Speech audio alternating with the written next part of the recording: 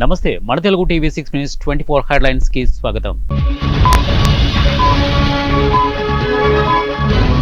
6 నెలల్లోపు petrol కార్ల ధరలకే ఈవీలు నితిన్ గడ్కరీ. ఏపీకి మరో భారీ పరిశ్రమ అశోక్ లేలాండ్ ప్లాంట్ ప్రారంభించిన మంత్రి లోకేష్. కాంట్రాక్టు ఉద్యోగులను క్రమబద్ధీకరిస్తాం మంత్రి బయావుల. వైసీపీ సభ్యులు దొంగచాటుగా సంతకాలు చేస్తున్నారు. స్పీకర్ అయ్యన్న పాత్రుడు సంచలన వ్యాఖ్యలు. సహకారం కొనసాగిస్తాం ఏపీ ప్రభుత్వంతో చేసుకున్న ఒప్పందాలపై బిల్ గేట్స్.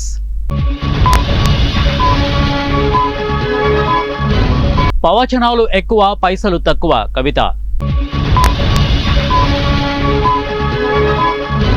1000 మంది హిందూ భక్తులు మాయం అఖిలేష్ సంచలన వ్యాఖ్యలు. నేను చిరంజీవిని తండ్రిలా భావిస్తా డిప్యూటీ సీఎం పవన్ కళ్యాణ్. క్రీడా పోటీల్లో కింద పడి 2 ఎమ్మెల్యేలకు ఓ ఎమ్మెల్సీకి గాయాలు. సునీత విలియమ్స్ కు భారతరత్న ఇవ్వాలి బెంగాల్ సీఎం డిమాండ్. కాంగ్రెస్ ది బుజ్జగింపు రాజకీయం కర్ణాటక ప్రభుత్వంపై కేంద్ర మంత్రి ప్రహ్లాద్ జోషి ఫైర్.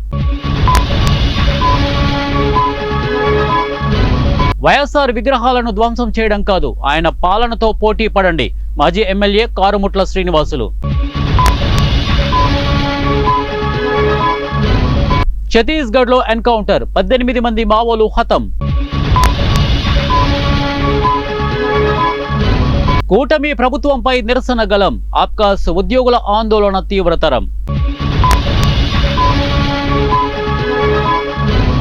మహిళలపై నేరాలు తగ్గాయనడం పచ్చి అబద్ధం ఎమ్మెల్సీ వరుదు కళ్యాణి. 6 గ్యారంటీలు గోవింద బడ్జెట్ పై కేటీఆర్ సెటైర్లు. పోలవరం ఎత్తును తగ్గించవద్దు లోక్సభలో వైఎస్ఆర్సీపీ.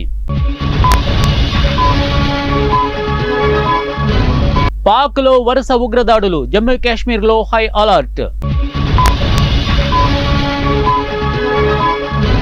హరీష్ రావుకు హైకోర్టులో ఊరట ఫోన్ ట్యాపింగ్ కేసులో ఎఫ్ఐఆర్ కొట్టివేత.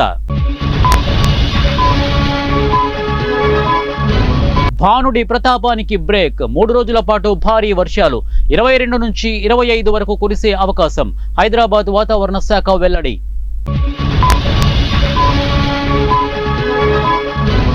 యువ వికాసంతో కాంగ్రెస్ కార్యకర్తలకే లబ్ధి సీఎం రేవంత్ రెడ్డి వెల్లడి.